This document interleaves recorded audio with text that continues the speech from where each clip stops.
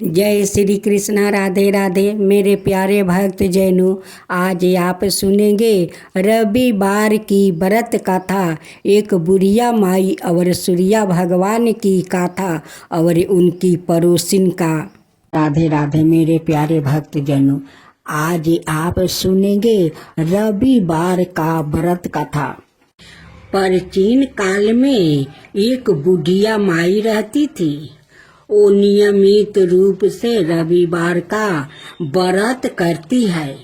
रविवार के दिन सूर्योदय से पहले उठकर बुढ़िया माई स्नादि से निमृत होकर आंगन को गोबर से लीप कर स्वच्छ करती है। उसके बाद सूर्य भगवान की पूजा करते हुए रविवार व्रत कथा सुनकर सूर्य भगवान का भोग लगाकर दिन में एक समय भोजन करती है। सूर्य भगवान की अनुकंपा से बुढ़िया माई को किसी प्रकार की चिंता और कष्ट नहीं है। धीरे धीरे उसका घर धन धनाय से भर रहा था। उस बुढ़िया माई को सुखी होते देखकर उसकी पड़ोसिन ने उसे जलने लगी। बुढ़िया माई ने कोई गाय नहीं पाले रखी थी, अतः वो अपनी पड़ोसिन के आंगन में बंधी गाय का गोबर लाती है। पड़ोसिन ने कुछ सोचकर अपनी गाय को घर के भीतर बांध देती है। रविवार को गोबर न मिलने से बुढ़िया माई अपना आंगन नहीं लीप सकी।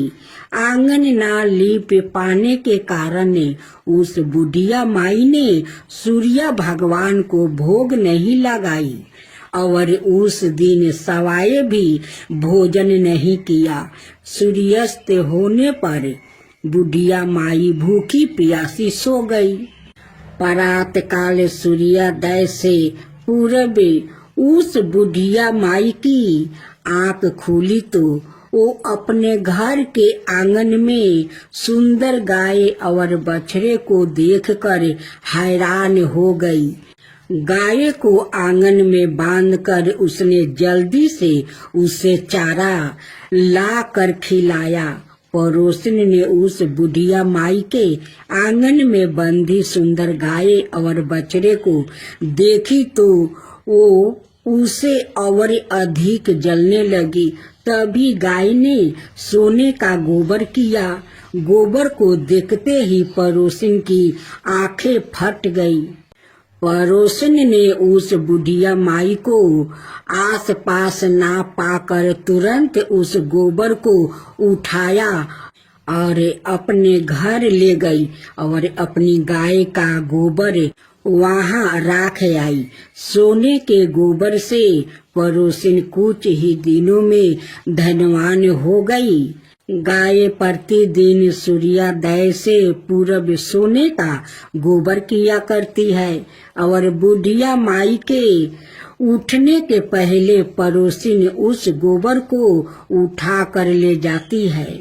बहुत दिनों तक बुढ़िया माई को सोने के गोबर के बारे में कुछ पता नहीं चला। बुढ़िया माई पहले की तरह हर रविवार को भगवान सूर्यदेव का व्रत करती रही और कथा सुनती रही। लेकिन सूर्य भगवान को जब पड़ोसिन की चालाकी का पता चला तो उन्होंने तेज आंधी तूफान चलाई। आंधी का प्रकोप देखकर बुढ़िया माई ने गाय को घर के भीतर बांध दिया। सुबह उठकर बुढ़िया माई ने सोने का गोबर देखी। उसे बहुत आश्चर्य हुआ। उस दिन के बाद बुढ़िया माई गाय को घर के भीतर बांधने लगी। सोने के गोबर से बुढ़िया माई कुछ ही दिन में बहुत धनी हो गई। उस बुढ़िया के धनी होने से पड़ोसिन बुरी तरह जल भूनकर राख हो गई। और उसने अपने पति को समझा बुझा कर उसे नगर के राजा के पास भेज दिया। सुंदर गाय को देखकर राजा बहुत खुश हुआ। सुबह जब राजा ने सोने का गोबर देखा तो उसके आश्चर्य का ठिकाना न रहा। उधर सूर्या भगवान बुढ़िया माई को भूखी प्यासी देख कर इस तरह प्रार्थना करते हुए देखे, उस पर बहुत करुणा आई। उसी रात सूर्या भगवान ने राजा को सपने में कहा, राजन, बुढ़िया माँ की गाय बछड़ा तुरंत लौटा दो, नहीं तो तुम पर विपत्तियों का पहाड़ टूट पड़ेगा, तुम्हारा महल नष्ट हो जाएगा। सूर्या भगवान के सपने से बुरी तरह भयभीत राजा ने परात उठते ही गाय और बछड़ा बुढ़िया माई को लौटा दिया। राजा ने बहुत सा धन देकर बुढ़िया माँ से अपनी गलती के लिए क्षमा मांगी। राजा ने पड़ोसिन और उसके पति को उनकी इस दुष्ट करतूत के लिए दंड दिया। फिर राजा ने पूरे राज्य में घोषणा करवाई कि सभी स्त्री पुरुष रविवार का व्रत किया करे। रविवार का व्रत करने से सभी लोगों के घर धन धनाए से भर गया। राज भर में चारों ओर खुशहाली छा गई। स्त्री पुरुष सुखी जीवन यापन करने लगे और सभी लोग की शारीरिक कष्ट भी दूर हो गया। अब आप सुने सूर्य उपासना। भगवान सूर्य परमात्मा नारायण के साक्षात प्रतीक है, इसलिए वो सूर्य नारायण कहलाते हैं। वैसे भी भगवान सूर्य प्रत्यक्ष देवता है और समस्त चराचर प्राणियों के आधार है। इसलिए त्रिकाल संध्या में सूर्य रूप से भगवान नारायण की ही आराधना की जाती है। उनकी उपासना से तेज बल आहु और नेत्रा ज्योति की वृद्धि होती है। भगवान सूर्य का अवतार ही संसार के कल्याण के लिए है। वो नृत्य सभी को चेतनाता प्रदान करते हैं। चराचर जगत पर कृपा करना ही उनका स्वभाव है। अपने भक्तों और उपासकों पर तो उनकी विशेष प्रति रहती है।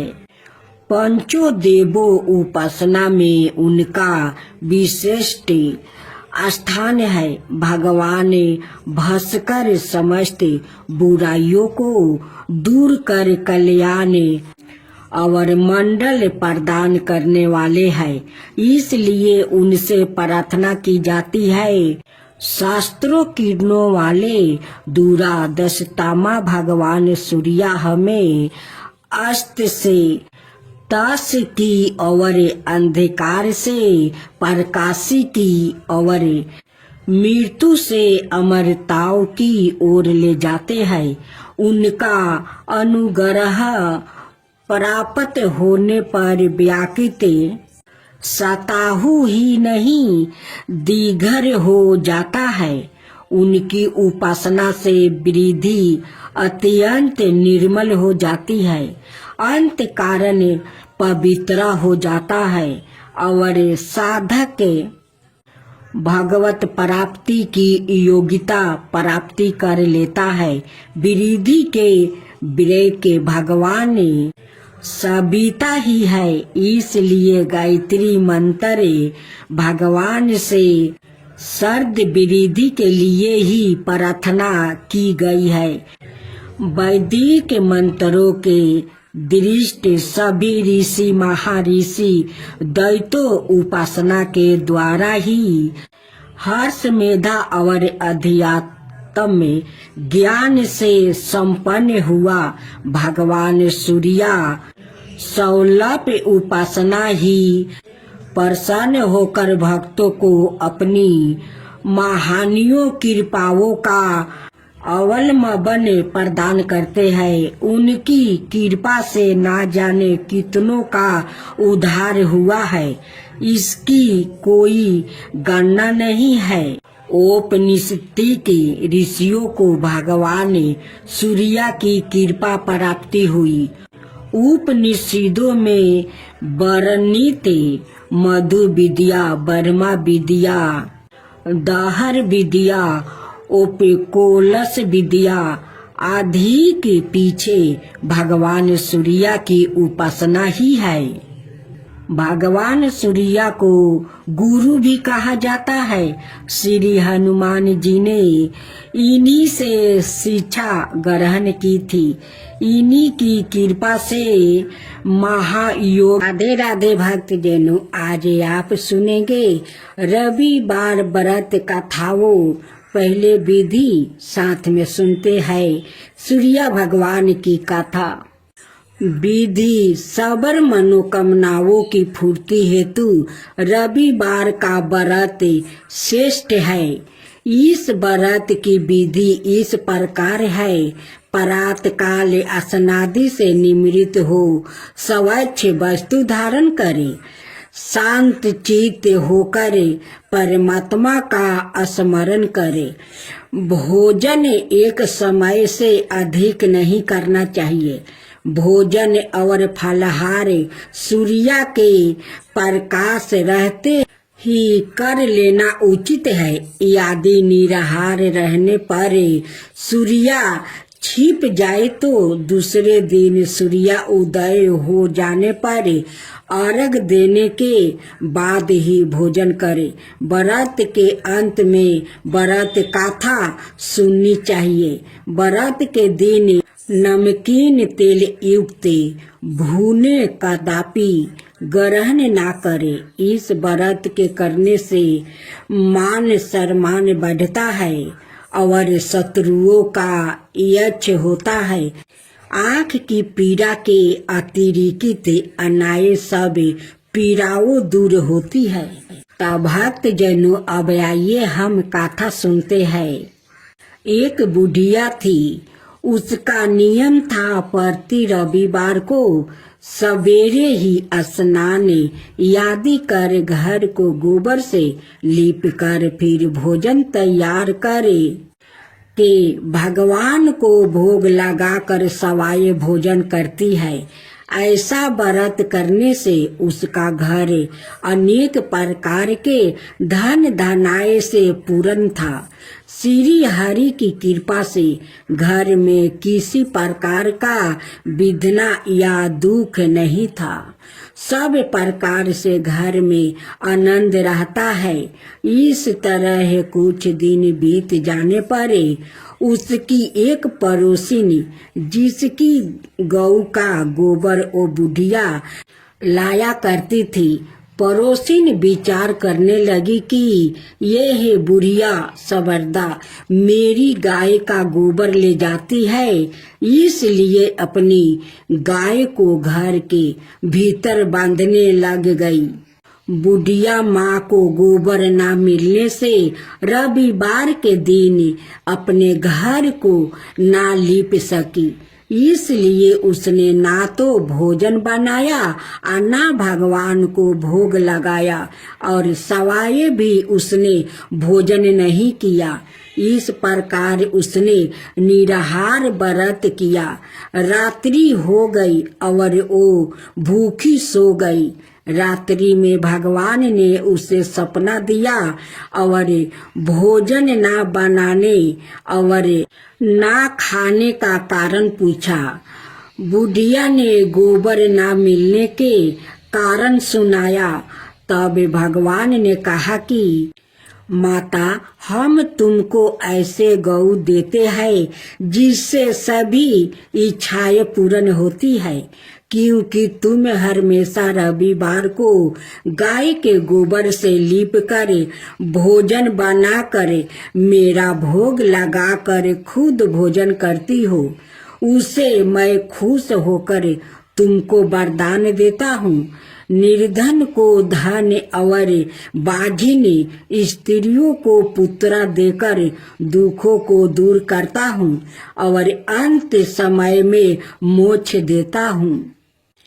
सपने में ऐसा वरदान देकर भगवान तो अंतर्ध्यान हो गए और बुढ़िया की आंख खुली तो वो देखती है कि आंगन में एक अति सुंदर गाय और बछड़ा बांधा हुआ है। वो गाय और बछड़े को देखकर अति प्रसन्न हुई और उसको घर के बाहर बांध दिया और वो ही खाने को चारा डाल दिया। जब उसकी पड़ोसिन बुढ़िया माँ के घर के अंदर एक अति सुंदर गाय और बछड़े को देखी तो जलन के कारण उसका हृदय जल उठा और उसने देखा कि गाय ने सोने का गोबर किया है, तो वो उस गाय का गोबर ले गई और अपनी गाय का गोबर उसकी जगह रख गई। वहाँ नृत्य प्रति ऐसा ही करती रही और सीधी सीधी बुढ़िया को इसकी खबर नहीं होने दी। तब सबर व्यापी ईश्वर ने सोचा कि चालाक पड़ोसिन के कर्म से बुढ़िया ठग जा रही है, तो सूर्या देव ने संध्या के समय अपनी माया से बड़े जोर की आंधी चला दिया। बुढ़िया ने आंधी के भय से अपनी गाय को भीतर बांध लिया। परात काल जब बुढ़िया ने देखा कि गाय ने सोने का गोबर दिया तो उसके आश्चर्य की सीमा नहीं रही और वो प्रतिदिन गौ को घर के भीतर ही बांधने लगी। उधर पड़ोसिन ने देखा कि बुढ़िया गौ को घर के भीतर बांधने लगी है और उसका सोने का गोबर उठाने गाय माता नहीं है। हिंसा से जल उठी और कुछ उपाय ना देख पड़ोसिन ने उस देश के राजा की सभा में जाकर कहा, महाराज, मेरे पड़ोस में एक बुढ़िया के पास ऐसा गाय है जो आप जैसे राजाओं की ही योग्य है। वो नित्य सोना का गोबर देती है। आप उसे सोने से प्रजा का पालन करिए। ओ बुढ़िया इतने सोने का क्या करेगी? राजा ने यह बात सुनकर अपने दूतों को बुढ़िया के घर से गाय लाने की आज्ञा दी। बुढ़िया पराते सूर्या देव का भोग लगाया भोजन ग्रहण करने जा रही थी कि राजा ने कर्मचारी गाय खोलकर ले गया। बुढ़िया काफी रोई चिल्लाई, किंतु कर्मचारियों के समक्ष कोई क्या कहता। उस दिन बुढ़िया गौ के वियोग में भोजन ना खा सकी और रात भर रो रो कर सूर्या देव से गाय को पुण्य पाने के लिए प्रार्थना करती रही। उधर राजा गाय को देखकर बहुत प्रसन्न हुआ, लेकिन सुबह जैसे ही वो उठा सारा महल गोबर से भरा दिखाई देने लगा। राजा यह देख घबरा गया। भगवान ने रात्रि में राजा को सपने में कहा कि हे राजा, गाय बुढ़िया को लौटाने में ही तेरा भला है। उसके रविवार के व्रत से प्रसन्न होकर मैंने उसे गाय दिया था। परात होते ही राजा ने बुढ़िया को बुलाकर बहुत से धन के साथ सम्मान सहित गऊ बछड़ा लौटा दिया। उसकी पड़ोसिन को बुलाकर उचित दंड दिया। इतना करने के बाद राजा के महल में गंदगी दूर हुई। उसी दिन से राजा ने नगरवासियों को आदेश दिया कि राज्य की और अपनी समस्त मनोकामनाओं की पूर्ति के लिए रविवार का व्रत रखा करो। व्रत करने से नगर के लोग सुखी जीवन व्यतीत करने लगा। कोई भी बीमारी और प्रकृति का प्रकोप उस नगर पर नहीं होता था। सारी प्रजा सुख से रहने लगी। रविवार के विधि। रविवार सूर्य देवता की पूजा का वार है। जीवन में सुख समृद्धि धन संपत्ति और शत्रुओं से सुरक्षा के लिए रविवार का व्रत सर्वश्रेष्ठ है। रविवार का व्रत करने और कथा सुनने से मनुष्य की सभी मनोकामना पूरी होती है। मान सम्मान धन यश और उत्तम स्वास्थ्य मिलता है। रविवार को सूर्य उदय से पूर्व बिस्तर से उठकर शौच और स्नादि से निवृत्त होकर स्वच्छ लाल रंग के वस्त्र पहने। तत्पश्चात घर के ही किसी पवित्र स्थान पर भगवान सूर्य की स्वर्ण निमिरित मूर्ति या चित्र स्थापित करे। इसके बाद विधि विधान से गंध पुष्पादि से भगवान सूर्य का पूजन करे। पूजन के बाद व्रत कथा सुने। व्रत कथा सुनने के बाद आरती करे। तत्पश्चात सूर्य भगवान का स्मरण करते हुए ओम हनि हीन होने सूर्याय नमः इस मंत्र का 12 या 5 अथवा 3 माला जप करे। जप के बाद शुद्ध जल रक्त चंदन अक्षत लाल पुष्पा और दूबा से सूर्य को अर्घ दे। सात्विक भोजन और फलाहार करे। भोजन में गेहूं की रोटी दलिया दूध दही घी और चीनी खाए। रविवार के दिन नमक मत खाइए। आज आप सुनेंगे अब श्री सूर्य देव की आरती। जय जय जय रविदेव जय जय जय रविदेव रजनी पति मध्यारी सतदल जीवन दाता सठ पद मन मुदिकारी हे दीन मनि दाता जग के हे रवि देवा जय जय जय रवि देव जय जय जय रवि देव जय जय जय रवि देव।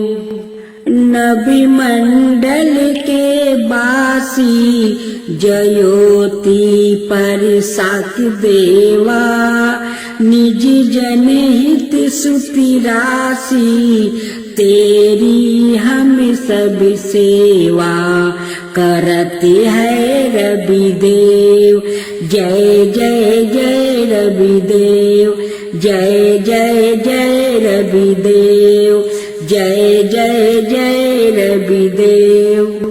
कनक मदन मन मोहिते रुचिर प्रभा प्यारी निज मंडल से मंडिते अजर अंबर छविधारी हे सूर्य बर रवि देवा जय जय जय रवि देव जय जय जय रवि देव जय जय जय रवि देव।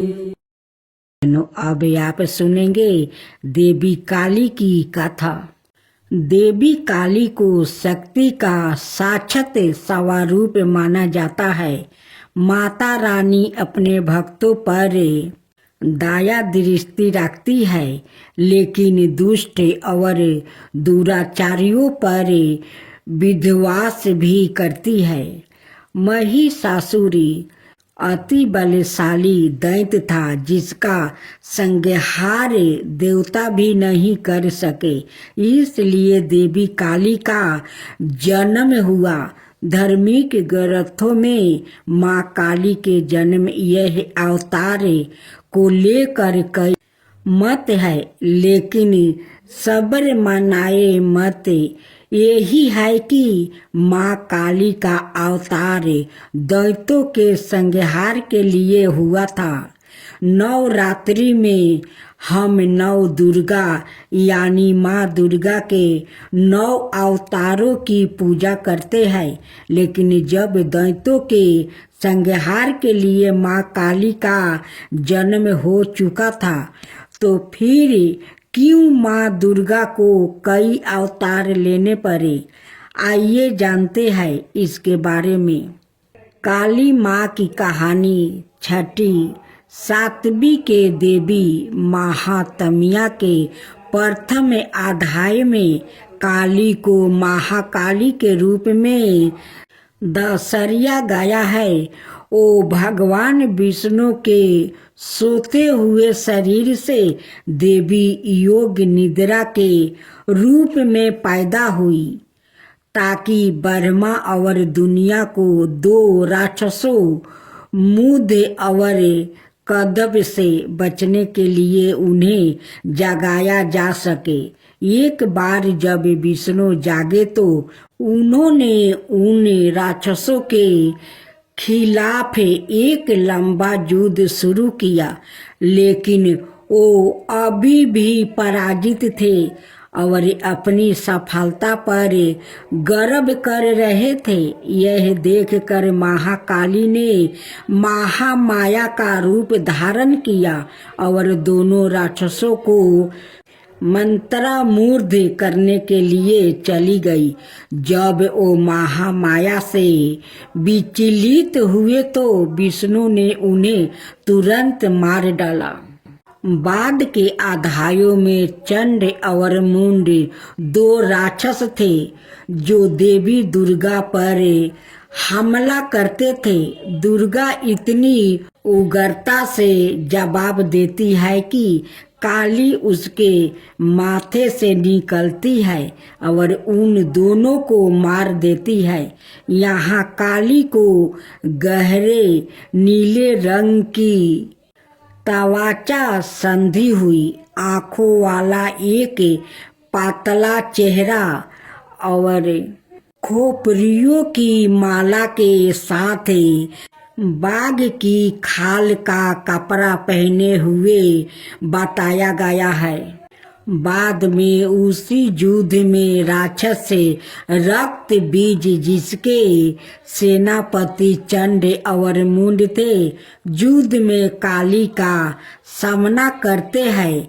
रक्त बीज को वरदान है कि उसके खून की हर बूंद जो जमीन को छूती है उससे उसका एक और कैलोन पैदा हो जाएगा। चौकी दुर्गा रक्त बीज को उसके अनगिनत कैलोनों के साथ हारने में असमर्थ है। काली उसके शरीर से उसका खून चूस लेती है और उसे हराने के लिए उसके कैलोनों को खा जाती है। रक्त बीज और दारुका दोनों मामलों में काली को दुश्मनों को हराने के बाद रक्त पिपासु के नसों में चूर बताया गया है और रक्त पिपासु की उसकी लालसा नियंत्रण से बाहर हो जाती है। शिव को फर्श पर शांत होकर हस्तक्षेप करना पड़ता है। जब काली क्रोध में आगे बढ़ रही होती है तो वो गलती से शिव पर पैर रख देती है और उसकी जीभ बाहर निकल जाती है। वो तुरंत शांत हो जाती है और फिर से दुर्गा पार्वती में विलीन हो जाती है। युद्ध में भाग लेने के बाद शिव ने पार्वती को काली काली तवाचा वाली कह कर चिढ़ाए। पार्वती बहुत आहत हुई और योग योग तक तपस्या करना शुरू कर दिया, जब तक कि उन्होंने अपना काला रंग नहीं खो देती है, इसे त्याग नहीं दिया और गौरी सुनहरी तवाचा वाली देवी नहीं बन गई। उसका छिपा हुआ अंधकारमय अवतारण कोशिकी बन जाता है, जो क्रोधित होने पर काली बन जाता है। काली पूजा उत्सव देवी काली को समर्पित है और विशेष रूप से पश्चिम बंगाल, ओडिशा और असम के भारतीयों क्षेत्र में मनाया जाता है। यह हिंदू कैलेंडर के हर महीने में अमावस्या के दिन मनाया जाता है।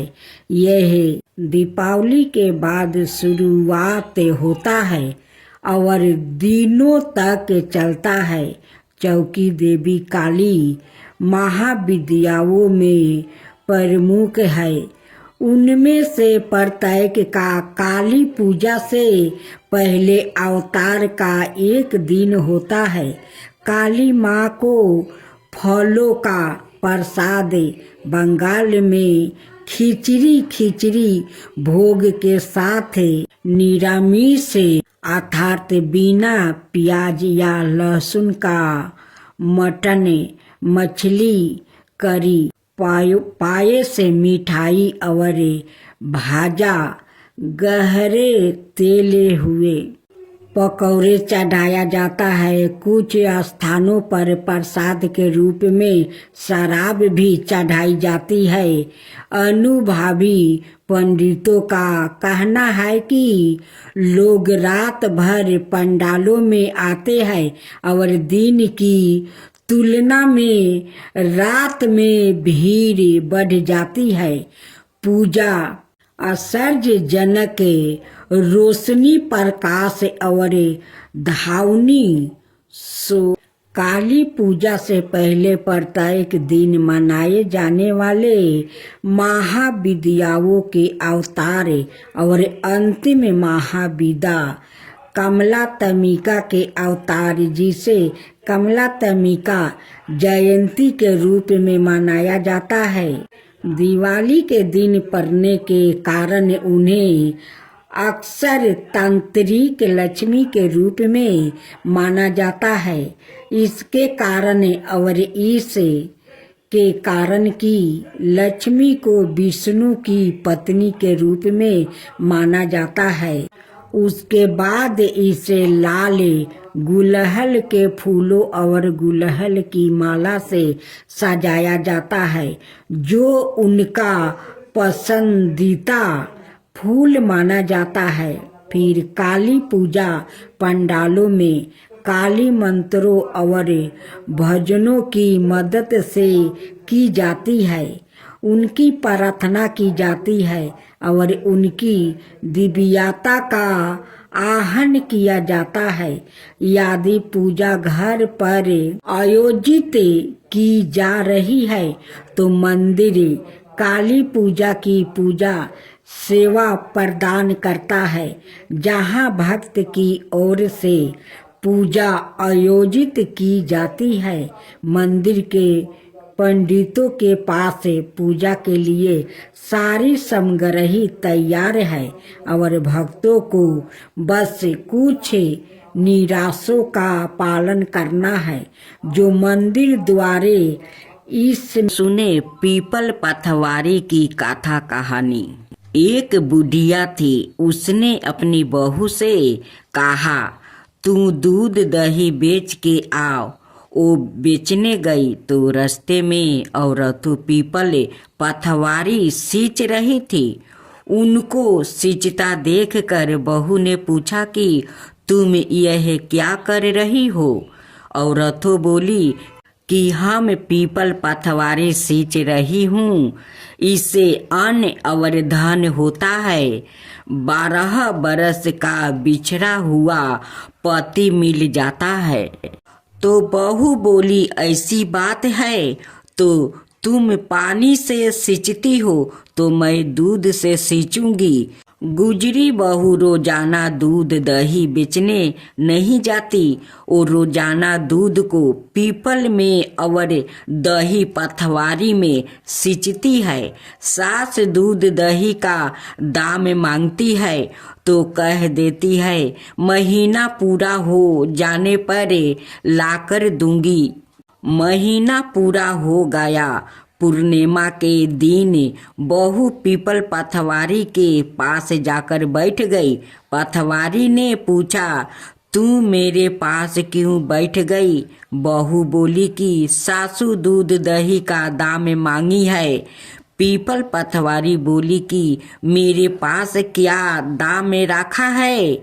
यह भारा डिंडा पान पथौरा, इसको ले जा। बहू ने वही ले जाकर कोठरी में रख दिया और डर के मारे कपड़ा ओढ़ कर सो गई। सासू बोली, पैसा ले आई? बहू बोली, कोठरी में रखा है। सासू ने कोठरी खोल के देखी तो देखा हीरा मोती जगमगा रहा है। सासू बोली, बहू इतना धन कहाँ से लाई है? बहू ने आकर देखा तो सच में ही धन भरा हुआ है। बहू ने सास को सारी बात बता दिया। सास ने कहा, अब की महीना में मैं भी पथवारी सींचूंगी।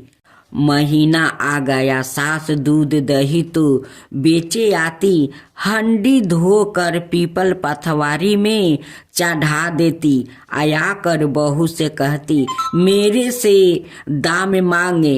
वो कहती, सासू जी कोई बहू भी दाम मांगती है? मगर सासू कहती है, तू मांगे। बहू बोली, सासू जी पैसा ले आओ।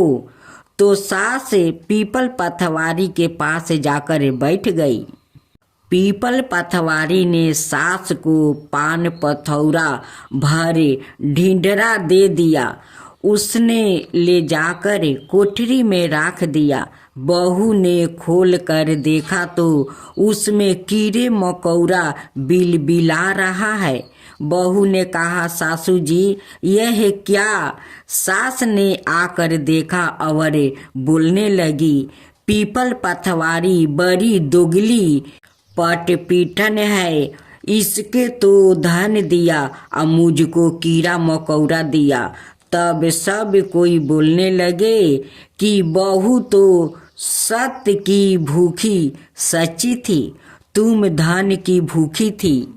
हे पथवारी माता, जैसा बहू को दिया वैसा ही सबको देना, जैसा सास को दिया वैसा किसी को ना देना। अब रस पान करे तुलसी माता की व्रत कथा। एक कन्या थी। जब वो थोड़ी बड़ी हुई और उसको समझ आने लगी, तब से ही वो तुलसी माता जी की पूजन करने लगी। उसके पति दिन का नियम था कि तुलसी माता जी का पूजन करने के बाद ही वो खाना खाती थी। जब वो कन्या शादी के लायक हुई तब उसके माता पिता ने उसकी शादी करवा दी। कन्या को उसके माता पिता ने दहेज में भी एक तुलसी का गमला दिया। ससुराल में वो प्रतिदिन सवेरे उठते ही पूजा करती, फिर उसके बाद ही खाना खाने बैठती थी। उसकी 2 जेठानियाँ थी, वो दोनों उसका मजाक उड़ाती थी कि बड़ी नियम धर्म वाली बनती है। उन दोनों को उससे बहुत ईर्ष्या होती थी, इसलिए वो दोनों तुलसी जी का गमला छुपा देती थी और वो कन्या बड़ी मुश्किल से गमला ढूंढ कर वो लाती थी। अच्छे से पूजा करती और फिर खाना खाती। वो गमला ढूंढ कर ले आती तो एक दिन तो उसकी जेठानिया ने जानते हैं क्या किया कि गमला ही दूर फेंक दिया। कन्या ने खूब ढूंढा पर उसे गमला नहीं मिला। वो बहुत ही परेशान हो गई। उस दिन तो उसने खाना भी नहीं खाया। उसका नियम जो था, उस कन्या की सच्ची भक्ति देखकर तुलसी माता उससे बहुत प्रसन्न हो गई और उसके कमरे में तुलसी माता का गमला प्रकट हो गया। अगले दिन सुबह जब वो उठी तो क्या देखती है कि उसके खाट के चारों कोने पर तुलसी माता का गमला आ गया है। ये देख कर वो तो बहुत प्रसन्न हो गई कि अब मेरी तुलसी माता को कोई चुरा नहीं सकेगा। पूजन करने के लिए भी कहीं और जाना नहीं पड़ेगा और कोई मेरी तुलसी माता को फेंक भी नहीं सकेगा। वो तो जल्दी से उठ कर स्नान करती है और तुलसी माता की पूजन कर लेती है। जब वो खाना खाने बैठी थी तो उसकी जेठानिया मजाक करने लगी कि लो, देवरानी का नियम धर्म पूरा हो गया। उससे पूछती है कि तुलसी जी की पूजा कर ली क्या? देवरानी धीरे से बोलती है, हाँ कर लिया। जेठानिया बोलती है, कहाँ से कर ली? मैंने तो पूजा का गमला फेंक दिया था। देवरानी कहती है कि देख लो, मेरे कमरे में खाट पर तुलसी जी लग रही है। जेठानिया बहुत शर्मिंदा हुई और बोली कि देवरानी, तेरी भक्ति सच्ची है। हमने तुझे बहुत परेशान कर रखा है, हमें माफ़ कर दे। देवरानी उन्हें माफ़ कर देती है और दोनों जेठनियाँ अपना देवरानी के संग मिलकर तुलसी का पूजा करने लगती है। अब सुने, हर व्रत गाथा के साथ सुनी जाती है लपसी तपसी की यह कहानी। एक लपसी था और एक तपसी था। तपसी हमेशा भगवान की तपस्या में लीन रहता था और लपसी रोजाना सावा शेर की लपसी बनाकर भगवान का भोग लगा कर जिमा लेता था। एक दिन दोनों लड़ने लगे। लपसी बोला, मैं रोज भगवान की तपस्या करता हूँ, इसलिए मैं बारा हूँ।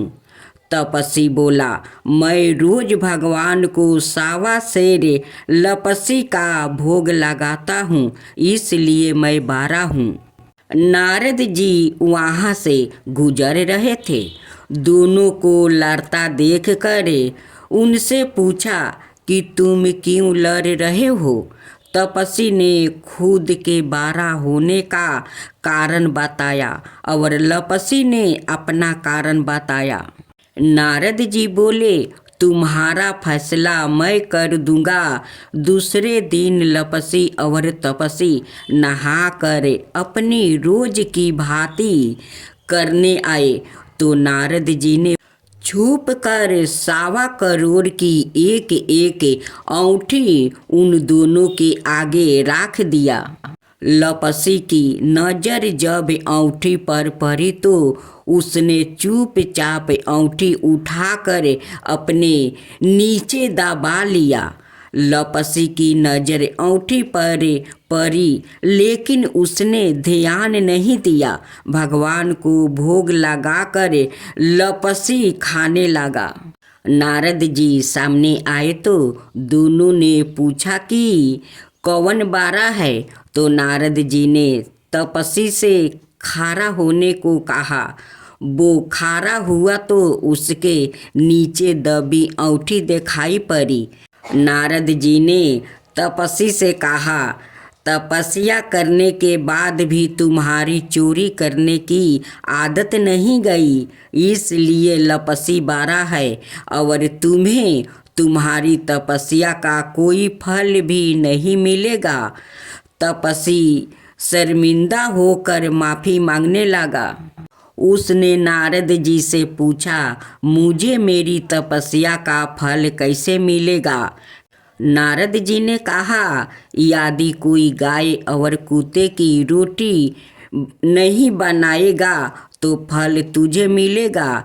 यदि कोई ब्राह्मण को भोजन करवा कर दक्षिणा नहीं देगा तो फल तुझे मिलेगा। यदि कोई साड़ी के साथ ब्लाउज नहीं देगा तो फल तुझे मिलेगा। यदि कोई दिए से दिए जलाएगा तो फल तुझे मिलेगा। यदि कोई सारी कहानी सुने लेकिन तुम्हारी कहानी नहीं सुने तो फल तुझे मिलेगा। उसी दिन से हर व्रत कथा कहानी के साथ लपसी तपसी की कहानी भी सुनी और कही जाती है।